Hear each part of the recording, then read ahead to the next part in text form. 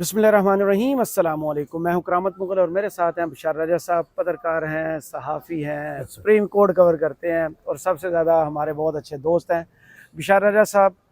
एक तो chief election commissioner की अपनी ही राजधानी में उनके ख़िलाफ़ बगावत हो, और जो डाकिए हैं इस वक्त इस्टेब्लिशमेंट के, वो पेप्सी खोलें तो आवाज़ नहीं आती, वो फुस कर गए हुए हैं। लेकिन बड़े दावे फिर भी टीवी पर बैठ के किए जा रहे हैं कि ये चीफ इलेक्शन कमिश्नर साहब सहूलतकारी करेंगे, पीटीआई को फिर सीटें नहीं मिलेंगी। और सबसे ज़्यादा जो आज मरियम नवाज ने जजेस पर हमला किया है, क्या देख रहे हैं ये मामला कैसे आगे बढ़ रहे हैं। वो तो कह रही हैं लोगों ने जिसे वोट दिए हैं उसको जेल में ही रखें, उसे बाहर ना निकालें, वरना हमें आता है आनी हाथों से निबड़ना। ये होने क्या जा रहा है इन हालात में? बिस्मिल्लाहिर्रहमानिर्रहीम। बहुत शुक्रिया मुगल साहब। राजधानी क्या होता है वैसे? आपको बहुत अच्छी तरह पता है। मुझे अदराक नहीं है, पर ये दो सवाल आपने किए। उनकी अपनी सल्तनत जो है, दो सवाल आपने किए। सुल्तान के पास सल्तनत होती है। मुझे ये बताइएगा कि पहले मैं राजधानी वाले सवाल का जवाब दूं या आप मरियम से शुरू करें। मरियम से शुरू करें। मरियम नवाज ने क्या कहा कि जिसको लोगों ने वोट दिए हुए हैं, मुजरम बनाया हुआ है, उसको बाहर न निकालें, वो इस कौम का जो है सबसे बड़ा मुजरम है। हम जो है वो आईनी हाथों से निपटेंगे, हमें रास्ता रोकना। अच्छा मुगल साहब, बात ये है, सीधी सादी बात की आसान मैं अल्फाज में बात करूंगा, कोई इसमें मुश्किल बात नहीं करूंगा। मरियम नवाज, मोहतरमा मरियम नवाज जो इस वक्त फॉर्म 47 के वो उस पर जितवाई हुई जी। क्योंकि एक होता है ना लोग उमड़ के आते हैं, एक होता है उमड़वाए जाते हैं, एक होता है जीत के आना, एक होता है जितवाना। ये जितवाए के जबरदस्ती जितवाएंगे। ये आज उनकी झंझराहट, उनका गुस्सा, ये क्यों था, पहले इस पर बात करते हैं जी। फिर मैं आता हूँ कि इमरान खान के टॉपिक पर बाद में आता हूँ। आपको पता है कि मैंने एक दिन आपके वीलाग में अच्छी तरह मुझे याद है, जब चीफ जस्टिस आलिया नीलम की बात चली थी, तो मैंने उस वीलाग में, एक तो मुगल साहब आप अपने वीलाग में एपिसोड लिखा करें यार के इतने नंबर है ताकि नाज़रीन को पता चले, वो हम याद करें कि वो एपिसोड देख लें। बिल्कुल आपने कहा था, मैंने कहा था कि जैसे शहजाद मलिक से जिस ये जान छिड़ा को ऊपर लाइन, ये उससे सख्त हार्ड लाइनर है, जैसे लेगेसी लेके चलेंगी, अपनी लेगेसी लेकर चलेंगी, और ये आइन और कानून की लेगेसी लेकर चलेंगी। बिल्कुल ये वो लेगेसी लेकर नहीं चलेंगी जो जस्टिस मुनीर की और फला की थी। और जस्टिस आलिया नीलम की जब अपॉइंटमेंट हुई थी, वो भी एक बड़ी दिलचस्प बात है। हुआ ये कि आपको पता है सुपरसीड किया गया था दो जस्टिस साहिबान पे, जस्टिस शुजात और जस्टिस अली बाकर नजफी जी। जस्टिस मंसूर शाह, जस्टिस मरीब अख्तर और जस्टिस यहिया अफरीदी, ये जो जुडिशल कमीशन के मेंबरान हैं, इनका ये बड़ी ये फोर्स कर रहे थे कि हमें लाहौर हाई कोर्ट के लिए बड़ी मजबूत ताकतवर किस्म का चीफ जस्टिस चाहिए। बिल्कुल सही। फिर ये कहा गया जी कि यार ये जब वो सुप्रीम जुडिशल कमीशन में ये इनका नाम डिस्कस हुआ, तो उससे पहले जो मेंबरान थे उन्होंने कहा जी कि जिन दो लोगों को हम सुपरसीड करें उन्हें भी डिस्कस करें, ये पहले।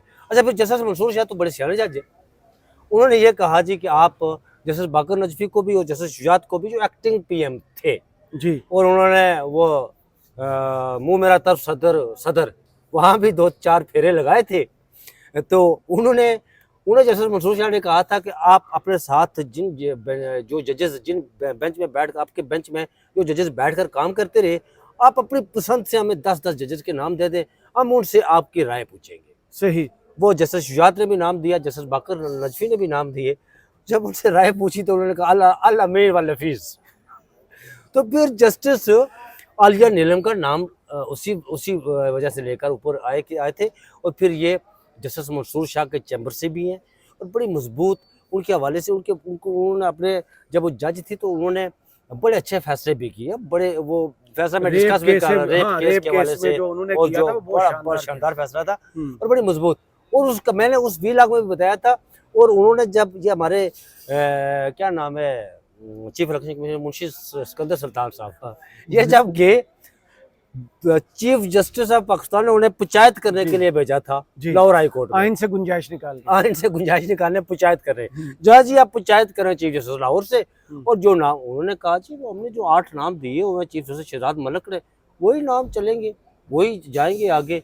जी बिस्मिल्लाह आप काम करें। जस्टिस आलिया नीलम अपने जजेस के साथ खड़ी हो गई। बिल्कुल सही। ये आज की झंझनाहट उसी वाले से थी, अच्छा। आज का गम और गुस्सा उसी वाले से था। और फिर ये क्या पिद्दी का शोरबा यार। मुझे ये बताएं कि मरियम नवाज वो ग्वाल मंडी के वो अच्छा इस पर बाद में बात करता हूँ। पहले वो ये गम और गुस्सा उसी वाले से था। और उसे मरियम नवाज को पता है कि जिस तरह जस्टिस आलिया नीलम डट गई है और जो स्पीडी ट्रायल होगा इलेक्शन ट्रिब्यूनल में 147(5) का, तो उनकी सीट बचती हुई नजर नहीं आती। मेहर शराफत साहब बड़ी तो तैयारी से गए हैं। ये वही झंझनाहट थी जो गुस्सा कहते हैं सुनाना तीनों कहना नून सुनाना तीनों कहना नून तो सुनाना तीनों। इन मोहतरम मरियम नवाज ने आज सीधा सीधा जुडिशरी पर अटैक किया है।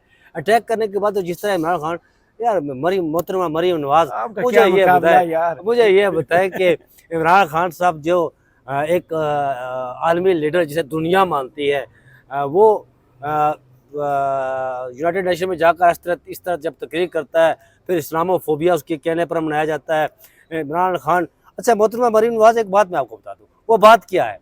आपके अब्बा हजूर आए कहाँ से, लंदन से, उन्हें जबरदस्ती लाया गया। फिर आपने बड़े बुलंद बांग दावे किए थे लोग उमड़ के आएंगे, वहां लोग उमड़वाएंगे, और उमड़वाने के बावजूद भी वो काबिल जिक्र तादाद नहीं थी कि जिसको डिस्कस किया जाए टीवी पर। फिर वो आपने नीचे से कबूतरों वाला वो सीन किया, ऊपर फेंक के दुनिया को दिखाने के लिए। ये शुभदाबाजी आपका खानदानी कर सकता है, आले शरीफ ही कर सकता है। इमरान खान वो एक कहते हैं ना कि उठ है इंसानों के समुंदर उठ, ये इमाम खमैनी का लफ्ज़ था।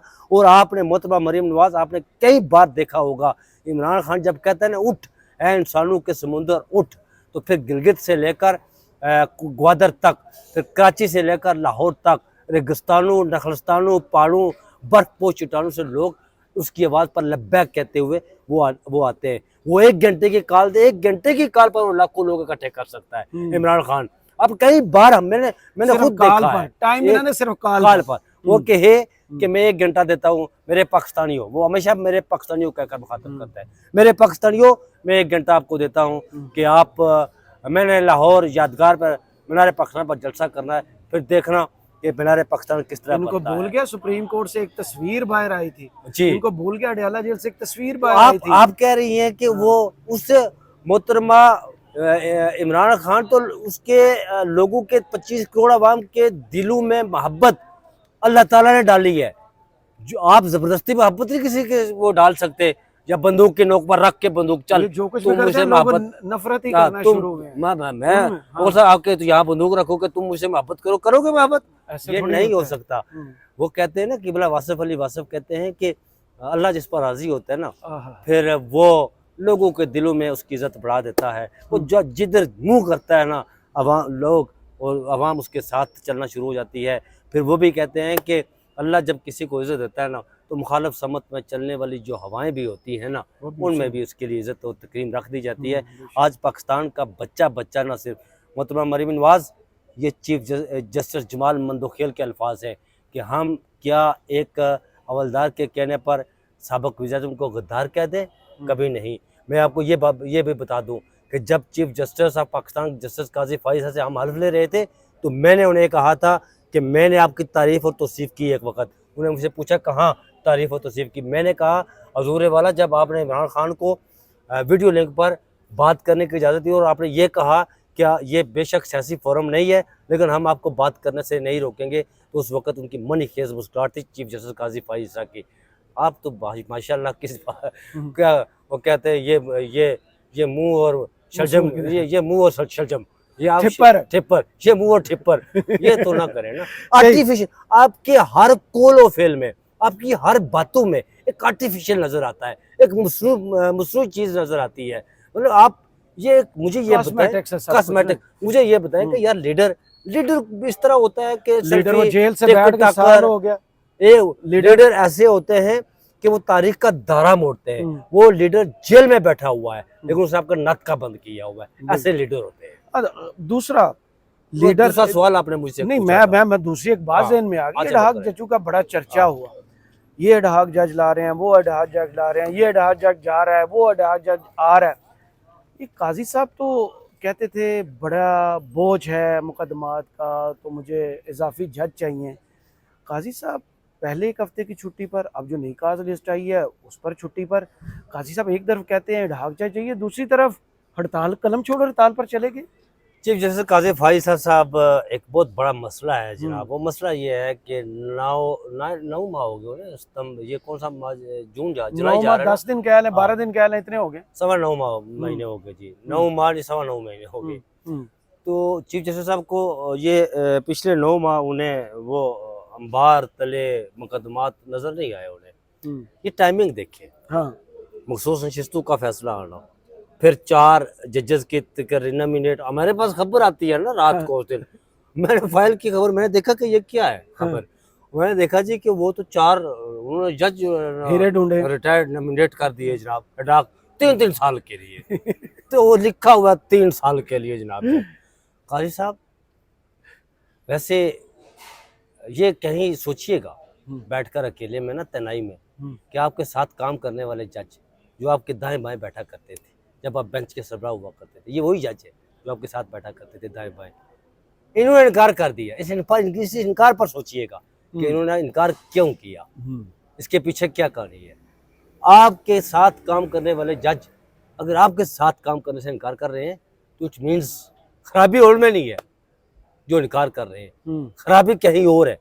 आपका अपना मास्पर वो तो बातें बाहर आ गई, जो कुछ जिस जुबान में बात करते और फिर मेरी बात सुने यार। 3 जज इनकार कर देते हैं जी। और मजर मियां आलम खैर की अजीब व गरीब का नहीं है यार। उन्होंने व्हाट्सएप पे ना किया, नहीं व्हाट्सएप पर नहीं ना किया भाई मेरे। हाँ उन्होंने अपने ड्राइवर को खत देकर भेजा जी के जुडिशल कमीशन तक ये पहुंचा दो। वो खत उन्होंने पहुंचाया जुडिशल कमीशन तक व्हाट्सएप पर। तो काजी साहब मैं आपको बताता हूँ कि काजी साहब क्या करते हैं। काजी साहब ने आपको याद है जसरत सदक जलाने के हवाले से जब उन्होंने इनकार किया था, तो काजी साहब ने अदालत के अंदर कहा था, उन्होंने सोशल मीडिया के उसकी वजह से इनकार किया। आज तक काजी साहब साबित नहीं कर सके कि उन्होंने सोशल मीडिया की वजह से इनकार किया था। काजी साहब ये भी बहुत लंबी छोड़ गए कि व्हाट्सएप पर किया है, ऐसी बात नहीं है। अख्तर हुसैन साहब टीवी पर बताया, ये वही है ना जिन्होंने 2012 में मुखालफत की थी। अख्तर हुसैन साहब, जस्टिस रिटायर्ड मंजूर मलिक साहब, ये हमेशा रेस्क्यू करते हैं जनाब चीफ जस्टिस काजी फाइज। लेकिन ये अख्तर हुसैन वही हैं जो 2012 में इफ्तिखार साहब के फैसले के खिलाफ आए थे कि ढाक जज नहीं होनी चाहिए। अब वो गुन गाते फिर रहे हैं। वो यार जरा इस्लामाबाद बार काउंसिल के वो हैं, तो ये वही है। तो ये तो फिर जस्टिस मंसूर शाह ने और जस्टिस यहिया अफरीदी ने उनके वैलिडिटी सवाल थे यार। वैसे मैं एक बात आपको बताऊं कि जस्टिस मुनीब अख्तर ने जो इख्तिलाफ किया, इनके कंडक्ट पर इख्तिलाफ नहीं किया, उन्होंने टेक्निकलिटीज पर इख्तिलाफ किया 182 के तहत। सही। जस्टिस मुनीब अख्तर तो है तो आइन के समझ बूझ वाले है ना, उन्होंने उस पर इख्तिलाफ किया।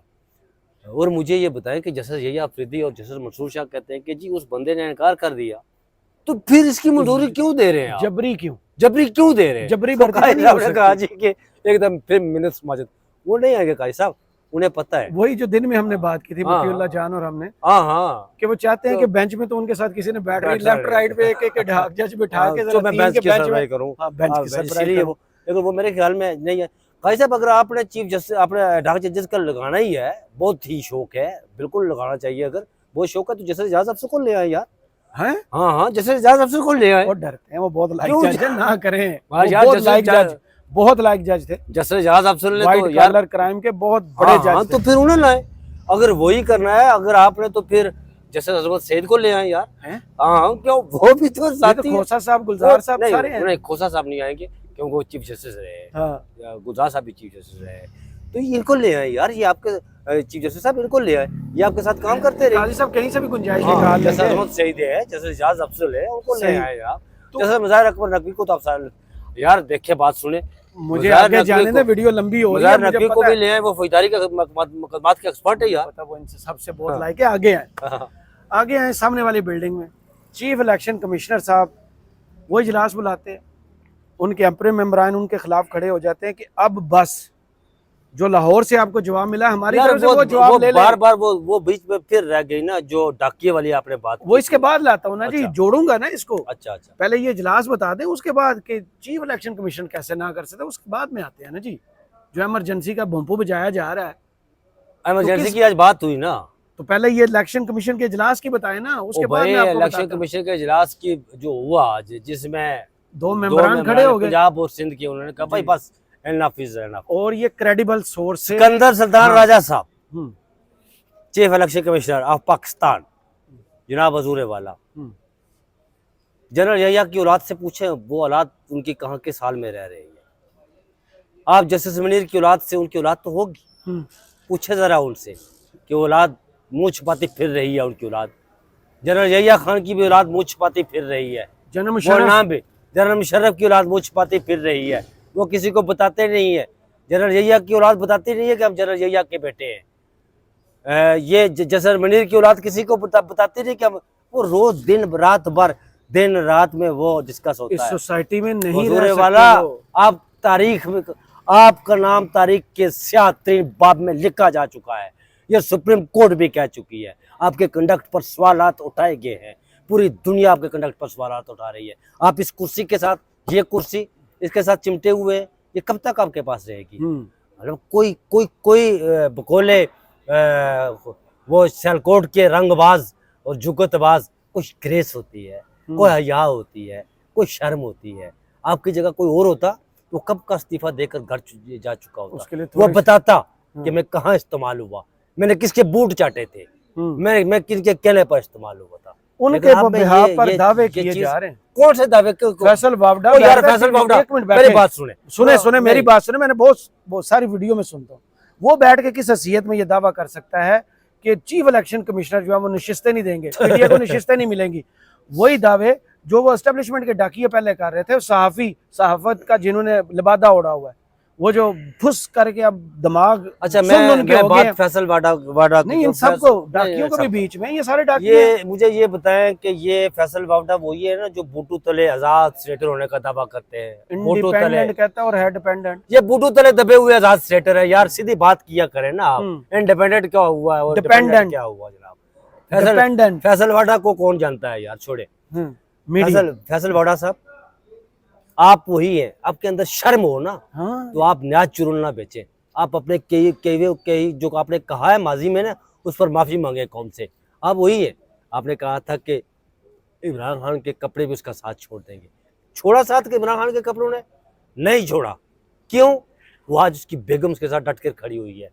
फैसल वावड़ा साहब, आपने कहा था कि इमरान खान को उम्मीदवार नहीं मिलेंगे, वो तो पत्थर के नीचे से लोग निकल आए इमरान खान की पार्टी के। एक एक सीट के लिए हजारों लोग। फैसल वावड़ा साहब, कौम ने आपके मुंह पर कालक मली है। उन्होंने निशान ढूंढ कर इमरान खान के हमायत याफ्ता उम्मीदवारों को वोट दिए हैं। आपने कहा था यहाँ पर मखसूस नशिस्तों वाला केस लगा, तो आपने कहा सुप्रीम कोर्ट मखसूस नशिस्तें फैसला देगी नहीं। सुप्रीम कोर्ट ने आपके मुंह पर तमाचा मारा है। फिर आपने ये कहा था फैसल वावड़ा साहब, मैं माफी किसी सूरत में, आपने नाक रख रहे हैं सुप्रीम कोर्ट की दहलीज पर। शर्म होनी चाहिए आपको, गैरत होनी चाहिए आपको। सही। ये बाकी जो है बाड़े के टट्टू, ये तो किसी गिनती में नहीं आते यार, छोड़े। वो खुद ही उलझन में बिशारा साहब फंसे हुए हैं कि हमने बोल तो दिया है, अब पूरा होता हुआ नजर नहीं आता। जो कुछ हो रहा है अदलिया की तरफ से और इदारों की तरफ से, वो सबके सामने है। क्यों मरियम नवाज को ऐसे बयानात देने पड़ रहे हैं? क्यों ख्वाजा आसिफ आके प्रेस कॉन्फ्रेंस कर रहे हैं? क्यों फैसल वावड़ा एक मरतबा फिर लॉन्च हुए हैं? क्यों मनीब फारूक को शोल्डर के तौर पर यूज़ किया जा रहा है? सारी कौम अब बहुत आगे निकल चुकी है, बहुत बेहतर जानती है। बहुत शुक्रिया आपके वक्त का। कमेंट्स बॉक्स में ज़रूर बताइएगा वीडियो आपको कैसी लगी। इजाज़त दीजिए, अल्लाह हाफ़िज़।